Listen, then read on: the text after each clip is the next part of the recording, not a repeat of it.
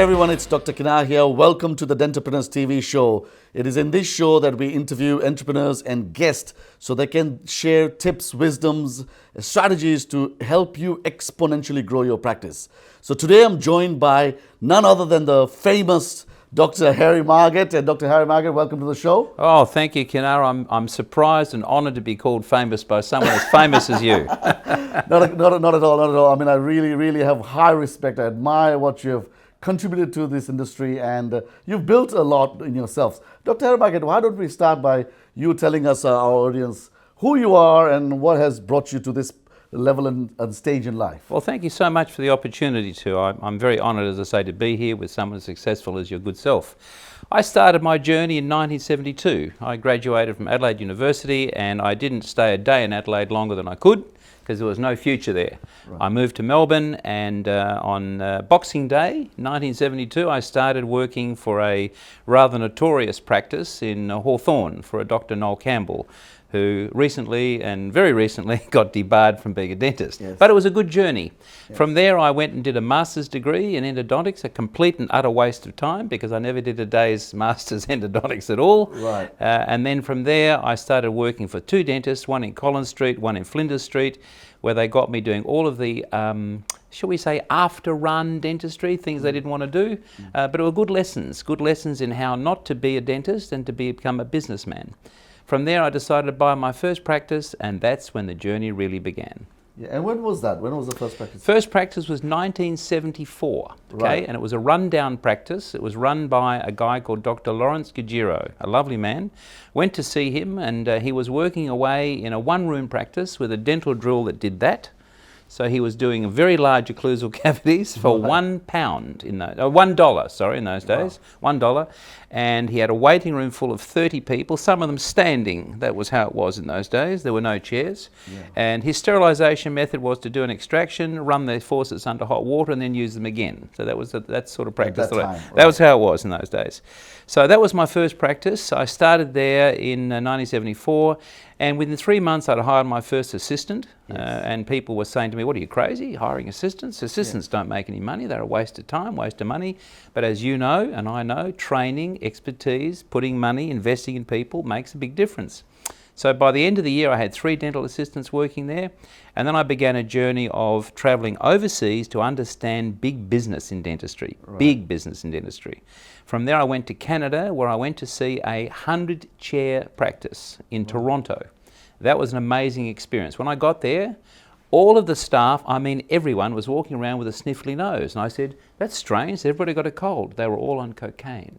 Wow. They were all sniffing cocaine. That's how it was back in the 70s and the 80s. But that taught me something amazing. That taught me how, when you want to actually build a business out of dentistry, you need to increase your volume and training to build a business structure, not about doing fillings and crowns, but about training people to become interested business people. And that's when I also saw capitation plans. I learnt about periodontal surgery. I learned about orthodontics. But the biggest lesson I learnt then was how to be in the business of dentistry. Right. When I came back to Australia, I then bought another 6 practices. Huge mistake, right? One by one by one. I had a fantastic ego, massive turnover, no profit. And then I decided to do something really interesting. I started what was called unionised dentistry. So I started actually going to the Builders Workers Federation, Teachers Union. I said, "Look, you send all your membership to me, we'll charge them this fee and we'll do their dentistry." The business went from 1 practice to 6 to 26 practices nationally. We had a massive turnover, huge profit margin, but we had one problem: we couldn't advertise. So I found a system where we could advertise called friendly societies. And I started my first one. And by being a friendly society, you could advertise. So the business went exponential after that. And from then on, it was just got bigger and bigger and bigger until I suddenly realised, this is silly. You know, I've got 6 sets of overheads, 6 sets of headaches. I need 1 set of headaches and 1 set of overheads. Sold everything, concentrated on East Bentley Dental Group, built it to its current size.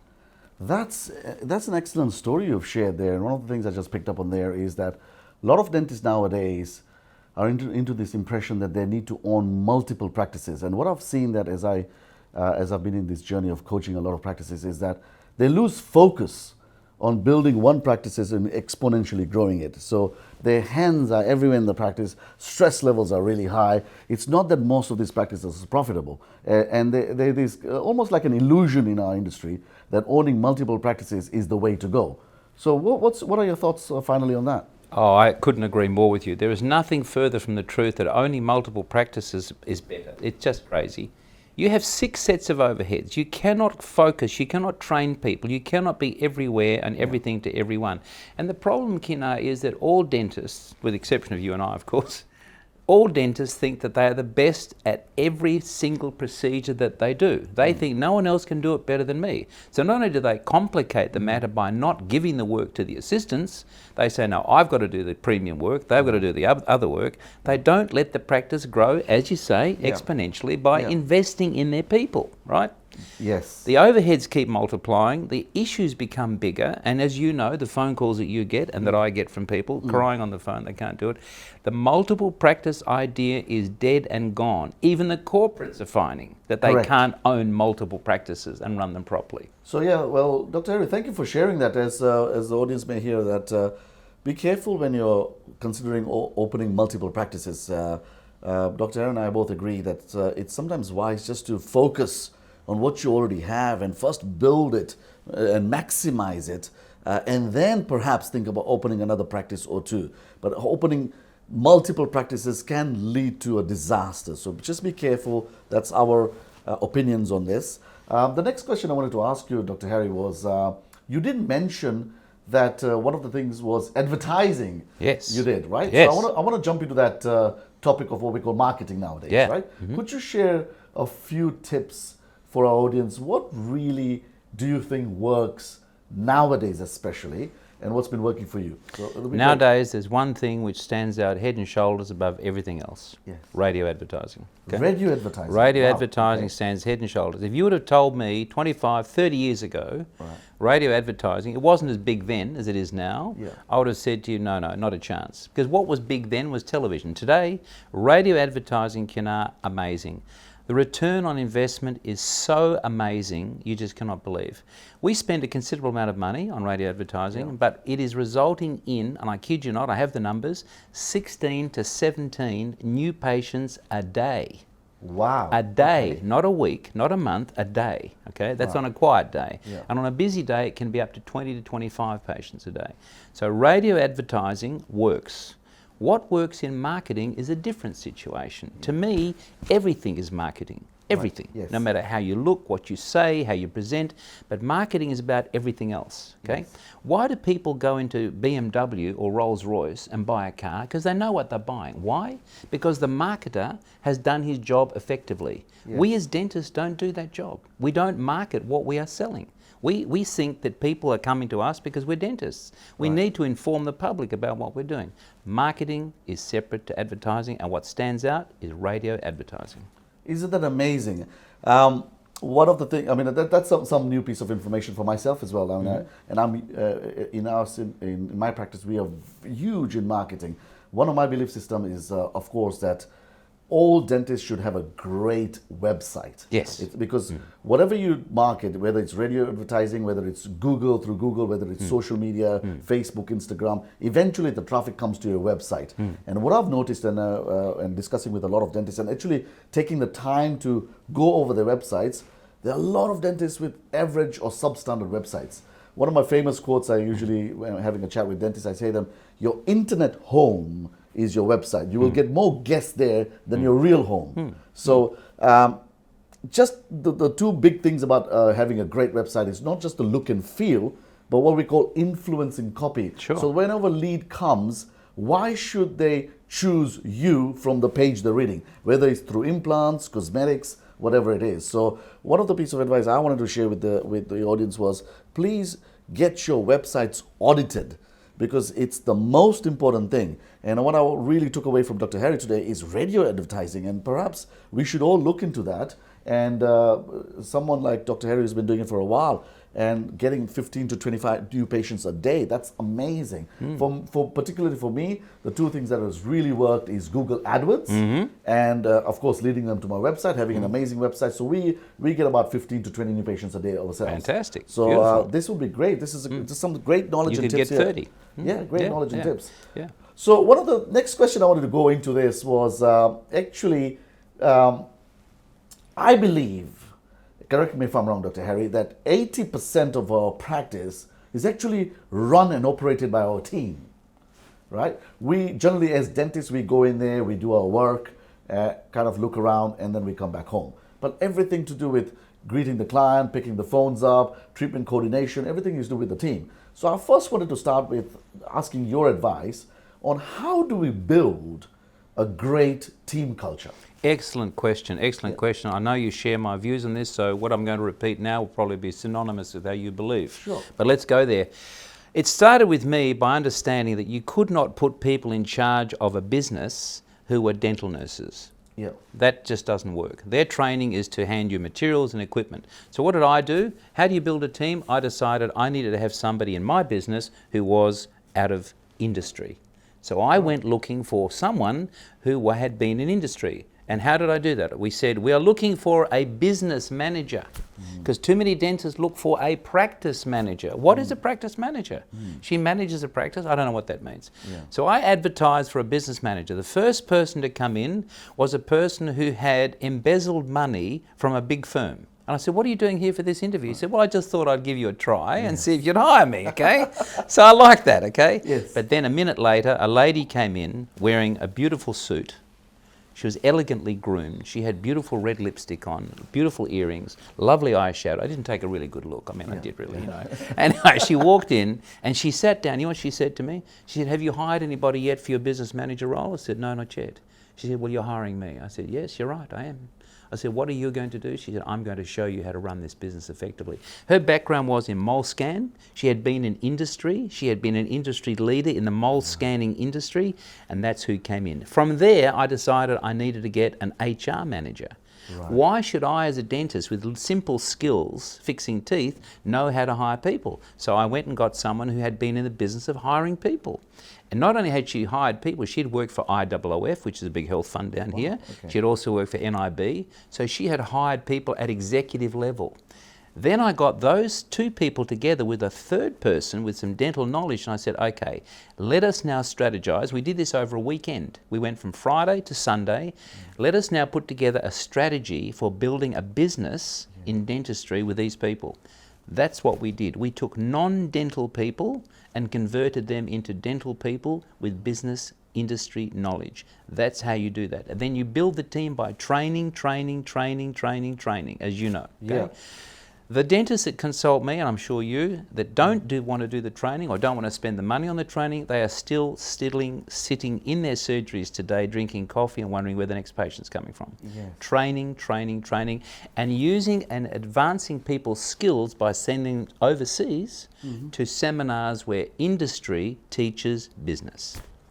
Fantastic. Isn't that amazing? One of the greatest takeaway from that I personally got was that not looking for particularly practice managers, but business managers. Yes. And HR managers and people who will actually help you grow the business. So the mindset we have as dentists, or rather dentrepreneurs, is we need to kind of mold our thinking into thinking what, as Dr. Harry shared, think about hiring business managers, HR managers who can help you then grow the business. But on that note, Dr. Harry, I also wanted to add, what about the dentist himself? I mean, I wanted to touch on the subject of leadership. Yeah. We all graduate from dental school, but we're never taught business, leadership, or communication skills. And this is my forte, and I absolutely love training and teaching dentists on this. But I wanted your opinion on the subject of leadership itself. Could you share something on that? Absolutely, with great pleasure. Well, I didn't know how to be a leader either. So when I graduated, one of the first courses I ever did in 1973 in Carlton was getting in touch with your feminine side. Right, okay. It was a one-year course, where they taught you how to get in touch with the feminine side, but not only because as a male, but it taught you how you have to advance the theory of talking to women. Let's think about it. How many people do we have in our practices who are women? 99%, okay? So with leadership, I then took an acting course. I went to acting school for 2 years to learn how to be dramatic. Yes. And further, I went and I did hypnosis training at the Royal Melbourne Hospital. Beautiful. And all of those things, and you of course have done a wonderful course in, your training is in... I just did a leadership seminar 2 weeks yeah, ago. yeah, Yes. precisely. And you've also got a background in NLP, NLP, hypnosis, etc. yeah. So you know. So what I did is I invested heavily in understanding leadership. Now, having spent 2 years in the army was another good experience, okay? Right. Because there you get taught how to follow orders and do things that you wouldn't ordinarily do, you know? Right. Go over there and jump in that pit that's full of alligators. Well, you've got to learn how to do that sometimes. Yes. So the leadership training was something which I just kept on learning. I would go to America, to New York. I wouldn't go and speak to dentists. I'd go and speak to leading stockbrokers, bankers. I would go and speak to people in industry, in uranium mining, in Right. shipping, right? And I'd understand, how do you advance a business by being a leader? And how do you become a leader? You lead by example, and you lead by stature, example, and statuesqueness, which means, how do you present yourself? How do you come into a room? How do you walk into a room? If we walk into a room, Dr. Kinar, and we see people standing there like, hello, how are you? Do you want to talk to them? I don't think so. Yeah, no. You walk into a room, you see people sitting there like that, oh, I'd like to talk to you. Yes, So absolutely. leadership became something that I didn't go to dentists to learn. Yes. I didn't go to any dental seminars anywhere to learn that. I went to talk to industry leaders, people who were like, a variation of Tony Robbins, etc. Yes. Okay? I'd like your good self. You do the Yes. same. Yeah. Okay. Thank you for yeah. that. Excellent. I like that last point where you say you have to show up Yeah. every and single be day. there and be be there. present. And be Yeah, present. Yeah. So leadership is a very important part of running a practice, a successful practice, because people do look up to you at the end of the day, because you're a practice owner. And it's important, once again, I wanted to stress on this, that dental practice owners, and even just dentists in general, need to go and train themselves into understanding what leadership means. In my opinion, Dr. Harry, leadership is eventually building what we call a character. Oh. A character. And You talk about it in your book. I do talk about that in my book, and we'll talk about it a bit later about Sure. the book. But yes, I believe in these 3 words called just the ability to be humble, the ability to be hungry for growth and appetite for learning and evolving, and then the ability to hustle forward, which is take execution and build your practice so that you can help and do some greater good in the community. And a sense of humour helps as And well. a sense of humor, absolutely, absolutely. So, Harry, moving on to the next topic.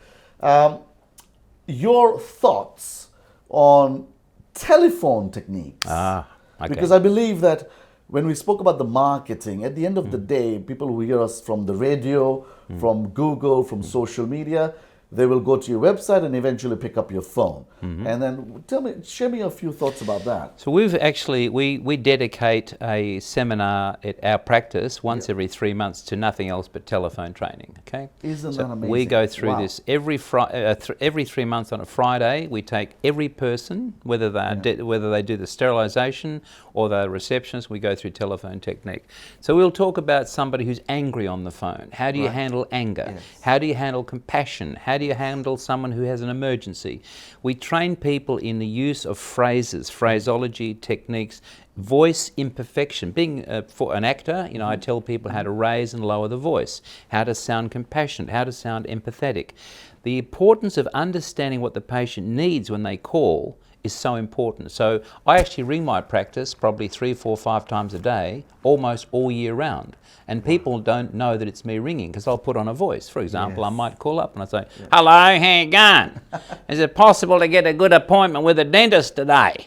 And there's a girl there, Tanya, who's now trying to work out whether it's me or not. And she's going, yes, we have very good dentists here. We have an amazing selection of dentists here. In fact, one of my favourite dentists here is a guy called Dr. Harry. You might know him. I said, it's me. She said, I knew it was you, right? So we do this training. I do this sort of interactive technique where I go in. I told you about my story when I went to a practice to look at their culture to see what's going on. So if I ring up and I hear someone not answer the phone with a smile on their voice, They are met by me the following day and given a little bit of a talking to, right? So you know that if you answer the phone, hello, how are you? Good afternoon, East Bentley Dental Group. That sounds better than good afternoon, East Bentley Dental Group. So we spent a lot of time understanding voice inflection, voice direction, and throwing your voice as well. Because one of the other things I do, I'm a ventriloquist, okay? So I have puppets and I do puppet shows. So you have to learn how to talk through a closed mouth.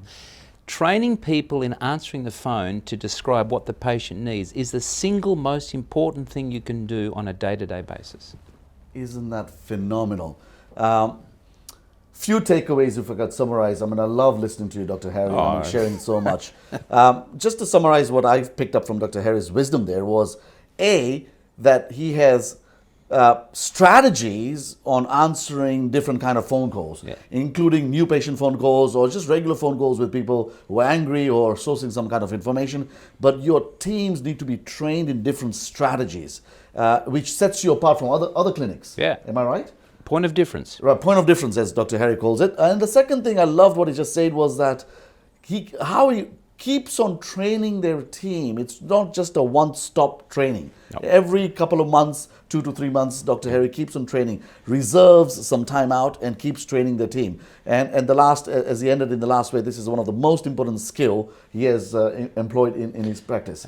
And also number 3, training your teams in what we call tone inflection. Tone, because in phone calls, your patients cannot see you, but they can sense and feel you. And it's all to do with your tone. Totally. And isn't that amazing that just breaking that down for every dentist to understand that your teams need to be trained in this.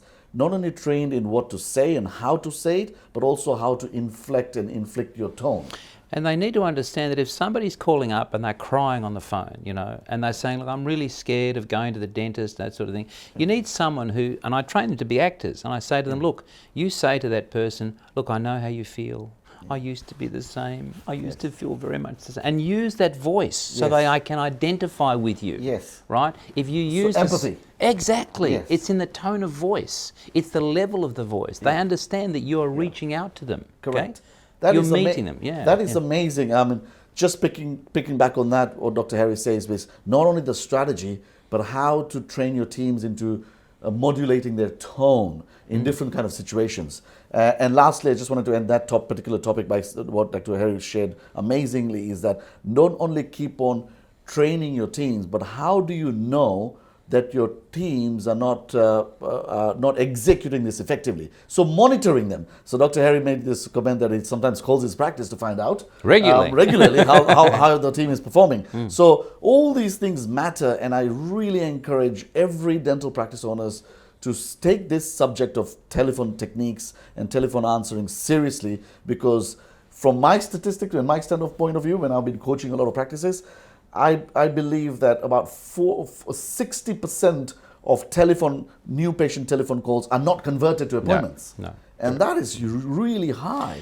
So take this moment, take this moment to just think about that and what you are going to do to help your teams trained on answering the telephone in the best possible way.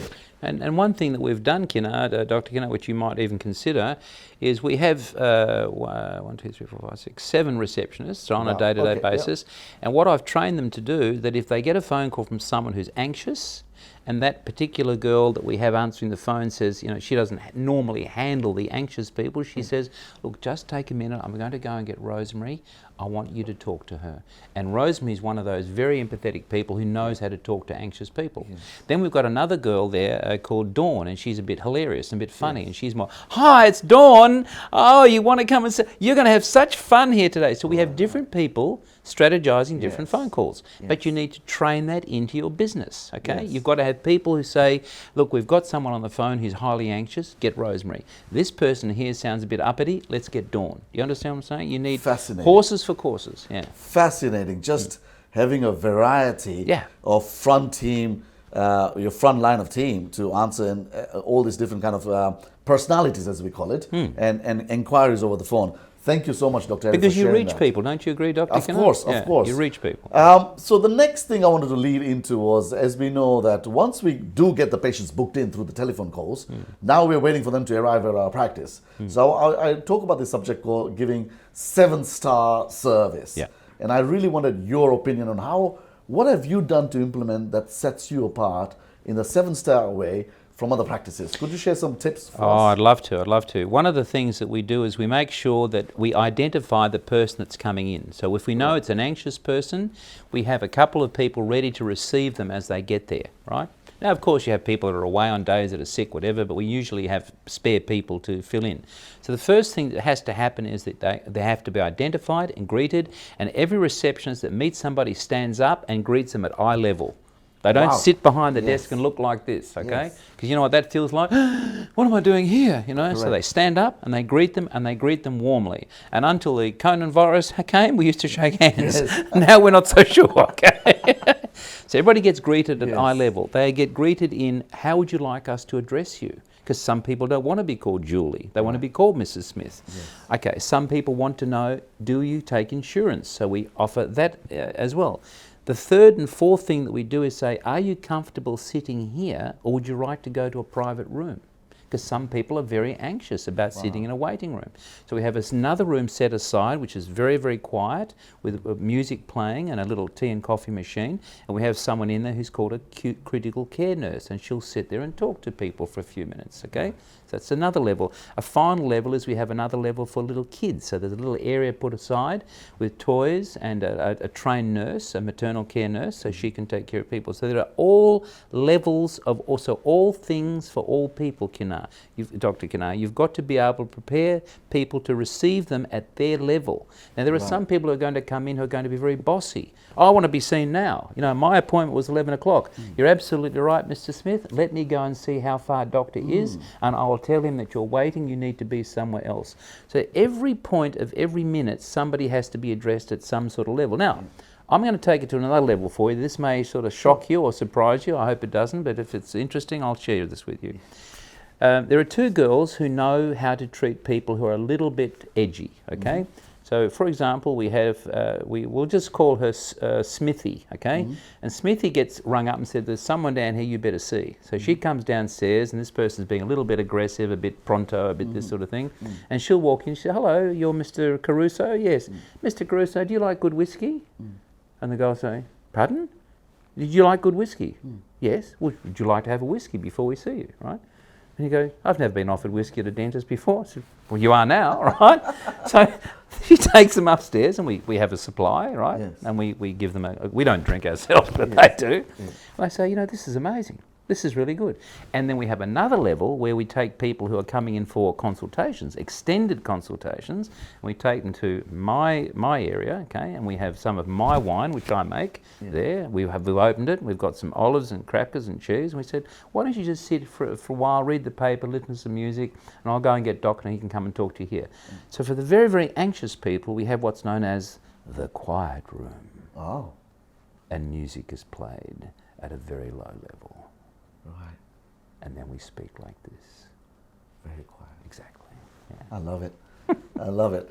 So, thank you for sharing that. Ah, That was you're interesting there. We always learn from guests on our show, and today Dr. Harry has shown his ways of how to give 7-star customer service. Let's move on to the next topic.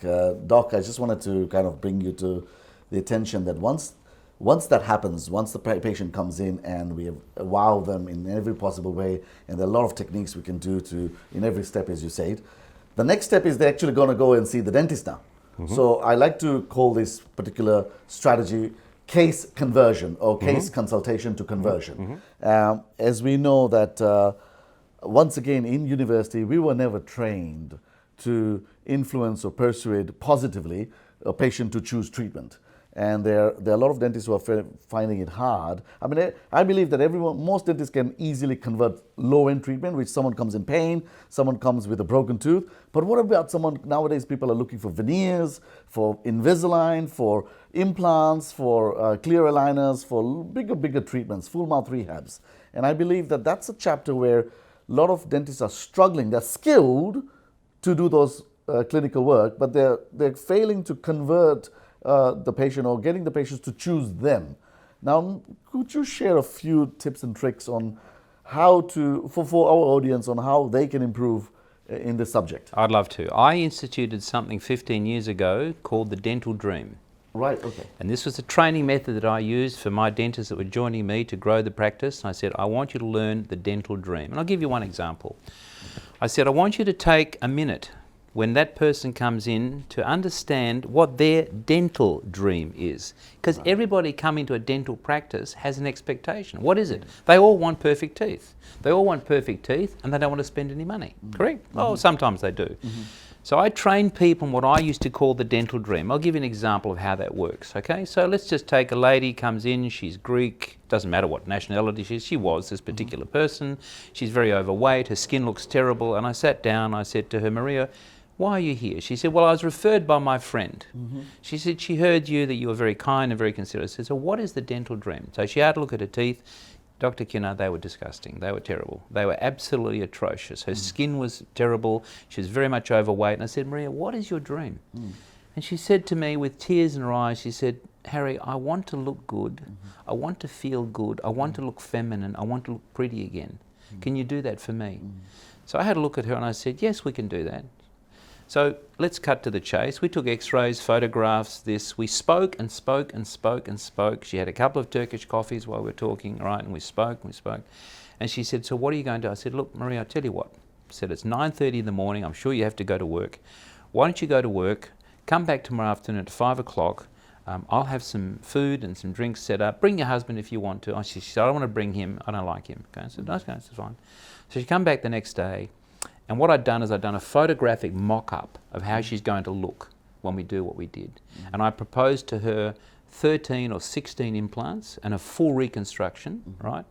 A $65,000 treatment plan. And she looked at it, and I'd shown her what she'd look like when it was finished, and she said, sign me up, okay? Now this was a woman who worked as a Tats Lotto assistant. She didn't have a lot of money. She had a minimal amount of money. A year and a half later, she had lost 35 kilos. Her skin was clear. Her smile was fantastic. Her body was amazing. She felt feminine. She looked good. Her life was better. She felt happier. She felt more confident. She left her husband, got a younger boyfriend, and here you go, okay? So how do you go about selling or convincing people? You understand their ethos. Yes. When you understand a person's ethos, you know what to deliver. You can deliver their dental dream. For example, a man who comes in wearing dirty shorts and a dirty singlet and bother boots. Do we judge a book by its cover? You and I don't. You and I don't. But the vast majority of dentists say this guy won't want conservative dentistry. Yeah. He's not interested, right? Look at how he looks. And I have a guy like that who I saw about 25 years ago, right? Who now is fully reconstructed. You know, he spent about then $30,000 on getting it done because I said to him, Mark, what do you want? He said, just make me feel and look good. I want to be human again, not this. Yeah. So you understand people's ethos. The money is never a problem if you deliver what the dream is all about. Am I right? Fantastic. Am I right? Fantastic. Deliver the dream. Deliver a dream, people will follow that dream. Fantastic. Once again, I hope you guys took note of just what was intensely shared, which was, the bottom line was Dr. Harry was sharing that get the dental dream out from the person. And the way to do that is by asking the right questions, right? By, just showing them what is possible. So one of the things Dr. Mary mentioned is that he had this thing ready to show them what is possible, right? And at the end of the day, when you have the ability to convert cases, you can make a difference in people's life. I mean, there are so many people out there that it is not just the dental work we are doing. We're actually changing people's life. May it be confidence, may it be their ability to go out and make a difference to other people. But generally, when we as dental professionals can help do that. So one of the biggest takeaway for this chapter is actually from, and what I got inspired by Dr. Harry was that don't think of this that you're doing dentistry. Think of it is that you're changing people's lives. Oh, I love it. I love it. I love that. Yeah. I love that. Exactly. Yeah. So unleash their dental dream. So Dr. Harry, let's move on to the next piece of advice you could share with the audience, which would be, once we've seen the patient, of course, and let's imagine that we have converted them, but of course you're then handing over the patient to your team to do what we call treatment coordination. Now, this is an important stage because at this stage, we talk about finance options. And so I wanted your opinion on this particular subject of should we as dentists offer finance options and how important is that? Absolutely and extremely important. Okay. Absolutely and extremely important. And 35, 40 years ago, when none of the current situations existed, I went to the Commonwealth Bank and arranged personal loans for people. That's how invested I was in my business. Wow. Okay? Okay. I would go to the bank, I'd organise a $1,000 personal loan, which I'd be guaranteed for. I wouldn't do it today, but that's what I did then. Today we are a lot more open to do that. So how do I go about it? I went and discussed this with a number of people in high finance, in big banking, and they said, you know what you need to do? Hire someone from the stockbroking industry or an accountant, or better still, a high school teacher. A high school teacher. So I went to a couple of high schools in my area and I spoke to the accounting teachers in these high schools and I said, look, I want to offer you an interesting job. And I told them what it was. I said, we're going to do the handover to you where you'll discuss finance and treatment coordination.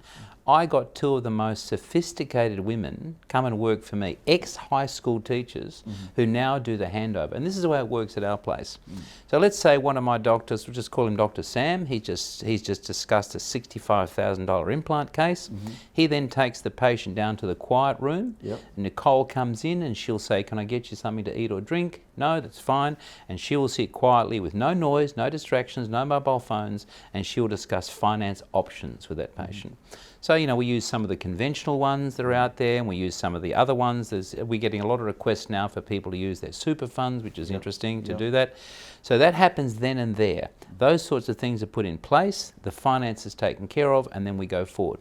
We have a second lady, we'll just call her Evelyn, okay? And she discusses the very big Saturday morning cases. Now, I was always one who was opposed to Saturday morning. I said, if you're going to be a dentist, Monday to Friday is fine. But what we found is we were running out of space. We were that busy to do the general anaesthetic sedation cases. And these can often be, Dr. Ganar, a $20,000 or a $30,000 case, you know, as you know. So what we found is that Evelyn would come in and say, look, you're a busy person. Why don't we do this as a general anaesthetic on Saturday morning? We can come in, we'll spend 3 or 4 hours doing your work, and it's all paid for, and it's done, and it's over, and then you come back 3 weeks later and we'll put it all in.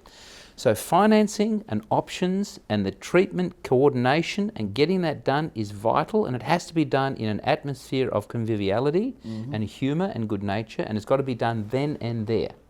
So we do not allow, and we never have allowed, I'll go away and think about it. Yes. Because go away and think about it becomes no treatment. No treatment, Okay? Yeah. Isn't that amazing that taking a few points away from Dr. Harry there, that your team needs to be trained in this area. Once again, personally, I've been to a lot of practices and I've seen the same thing, Dr. Harry, which is they just wing it. They don't have a system or a strategy, as I call it, to handle this, the treatment coordination step.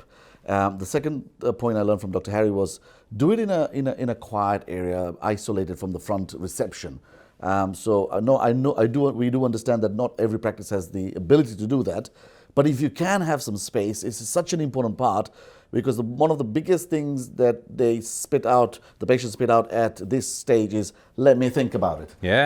And do you lose the patient? They may have said yes to you in the consultation, in your consult, but then they say, let me think about it at the treatment coordination stage. So how is your team trained to handle that so it doesn't even happen in the first place, right? Am I right, Dr. Absolutely, 100%. I mean, if you go in to buy a Bentley, sorry to interrupt you, Dr. Sure. If you go in to buy a Bentley car, do you need to be sold that car? No, right? Why not? Because you've done your research. Or Bentley have done their research. Yes. And they know the sort of people that are coming in to buy. Yes. So dentists seem to miss that point, right? If you're trying to sell someone a $50,000 implant case and they know nothing about implants, what are your chances? Negative, right? What do we have to do? Educate the public to educate them about what we're selling. And the people that are selling the treatment plans and doing the finance have to be highly educated and highly trained. Correct? Yeah. Correct. And once again, just adding to that last point, as Dr. Harry said, finance options, giving your patient the ability to pay it over time. We have so many options nowadays. Please make sure that you look into them and think about implementing them in your practice if you're not doing that already. We have seen Afterpay everywhere nowadays. There's a reason that this trend has picked up so much in this recently, much more recently. So please do look into that as well. So, Dr. Harry, the next question I really have for you, an interesting one. A single piece of advice to a young dentist who wants to open up shop. Oh, God. It's an interesting one. You don't right? think we have anybody nearby listening, do you? I wanted your advice on this. Okay.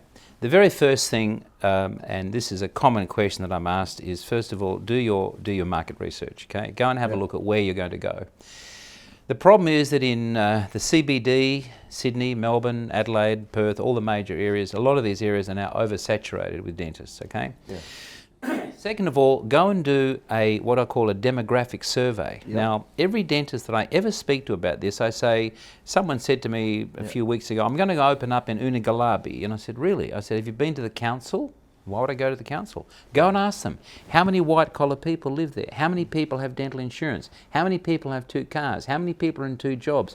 Do your market research. And most dentists, of course, look at you and they go, what? What's that? Right? Sounds like Lego to them, okay? Yeah. How do I put the Lego piece together?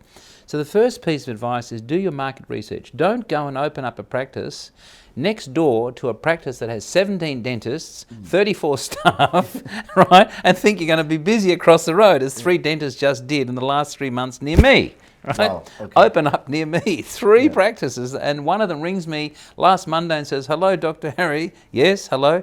He said, if you get any spare patients, can you send them to me? I mean, craziness. Do your market research. Second of all, look at your finance options. Third of all, what is your vision? Where are you going to be in 10 years' time? Yes. Where are you going to be in 15 years' time? Yes. And finally, of course, the biggest issue, which a lot of people ask me about, can I become a preferred provider? Forget it. It's over. They're not giving out licenses anymore, okay? So forget that. Market research, demographics, social infrastructure, finance, location, location, location, and then what is your vision? From the man himself, you know, really have high respect for Dr. Harry sharing this, because he's been in the industry in one of the longest successful periods of our times. And it's interesting that if anyone out there is looking into opening a practice, do reach out to some professionals, someone who's already done it. I like to call it model other people's success, and learn from them and ask them the right questions before you just dive in, making a mistake. A lot of dentists nowadays, Dr. Harry, making mistakes of opening a practice but not doing their market research, as Dr. Harry says. But also one of the factors I wanted to add there was many dentists are not considering their marketing budget. Oh, yeah. And which is very important, because they're looking at the price of buying a practice and setting up a practice, forgetting that they have to have a huge, reasonable, medium to huge marketing budget, because you do need marketing nowadays to attract a significant number of patients. Am I right, Dr. Harry? Absolutely, 100%. So, Dr. Harry, what the next question I have for you is, what does our future hold in our industry? Okay, that's actually a marvellous question that you've just asked me, because at the moment, technology. It's all about the technology. When I graduated from dental school in 1972, we were still mixing amalgam, Dr. Kinnar, with our fingers. Yeah. We were using mercury in our fingers. Composite resin had to be mixed out of 2 jars. Sometimes it set, sometimes it didn't. Yes. Today, we have technology like you would not believe. Tomorrow, in fact, I'm going to Sydney to go and have a look at 2 new pieces of technology which are coming out, which are going to change the face of dentistry for the next 25 years, okay? Because what is now happening is dentists are now having to become oral physicians. And I suggest this respectfully to you as a teacher and an administrator and an educator. This is where I think we need to take the next generation of dentists. I mean, my time's just about up, but oral physicians are where we're going. And how will they do that? They'll need to become very much adept at understanding the new technology. What sort of technology are we talking about? We're going to be now charged with the responsibility of checking on people's inflammatory responses. Yeah. We are going to be asked to look at their inflammatory responses in terms of things. What? Implants. Why? Implantitis is now starting. Peri-implantitis is becoming a problem. We're going to be charged with the responsibility of dealing with what? Sjögren's syndrome, dry mouth. The amount of people having cancer treatment, the amount of chemotherapy, the people taking tranquilizers and sedatives with dry mouth, this is becoming an increasing problem. So the technology that will deal with this will be the forefront of where we're going with dentistry from now on. I believe that corporate practice is finished. I don't think that's got a future anymore. I think the consolidated single practice with multiple operators is the future, not corporate. And I believe that practices that take on the education standards of the sort of products that your organisation put out and the training that you offer are the future for dentistry. Without any of those three things, I don't think you're going to survive in this industry for very much longer. Well, isn't that amazing where Dr. Harry shares technology is one thing that our future of dentistry, our future of our field is leading towards. So most of us, we keep in touch with our technology, but I find a lot of dentists not investing in technology. So please make sure, have an inventory of what you're surrounded by on a daily basis. Dentistry is moving to a pace, if you may agree with this, Dr. Harry, where the public wants it faster and more effective and more predictable results, and we need to, and we have technologies that are super coming up in our times, and we need to look into this, learn them, adapt to them, and adopt to them, as you say. Totally. Dr. Harry? You can't practice today properly the high level of dentistry without CBCT, without scanning, without all, and these new technologies which are coming out just now, I mean literally right now, are going to be the next 5 to 10 years, and this is just going to expand our vistas beyond even my wildest imagination. Yes. Yeah. Excellent share, Dr. Harry. Excellent share. So, Dr. Harry, one question. I wanted to really know one tough decision you have made in your life regarding your business, or like a courageous decision that you had to take. You know, such a fantastic question, and it's lovely talking to a gentleman like yourself who's made tough decisions and had to go. We all have. We've all had. The toughest decision I had to make was the one that no dentist ever wants to hear, and that is, I don't want to be a dentist anymore, okay? I did not want to be a dentist. I've never, for the last 20 years, I did not actually want to be a dentist. So the toughest decision I had to make, and it was a smart decision, was don't be the dentist. Let other dentists who love being dentists be dentists, and you run a business, okay?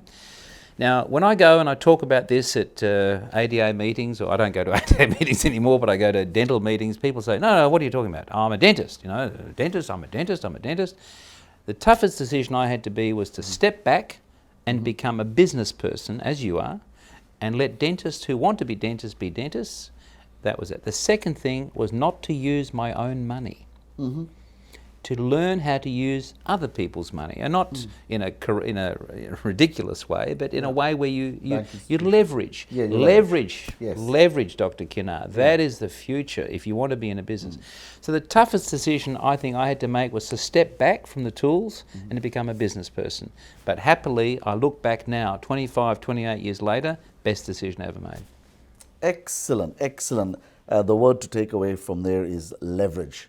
I love that word, leverage, because in this industry, to grow, step up and stand out, we need to leverage to be successful in what we're building. Coming to the final questions, Dr. Harry, I know you're an avid reader. Share with me one of the last books you have read. What a surprise, I just happen to have one with me. No, I'm a lover of this particular book. I'm actually very graciously, you sent it to me. What I said to you when I arrived today was thank you first of all for sending it to me, but you know what you have done here is amazing. You have given people inspiration. You have given people direction. You have given people a step-by-step methodical approach at all levels, how you have to look at your business and to grow your dream dental practice in a step-by-step manner. It's inspiring, it's knowledgeable, it's factual, and the last chapter is the one that really grabbed my attention, where you said, well, this is the last chapter, but it's not really about the last chapter. You said, and I love it, you said, I want to inspire you to grow and to develop and to become more mindful, and you're very good at that, I must say. Yeah. So this is the last book that I've just read. In fact, I've read it twice in the last 48 hours. 48 hours. And I highly recommend it. If you haven't got it yet, get it now. Okay.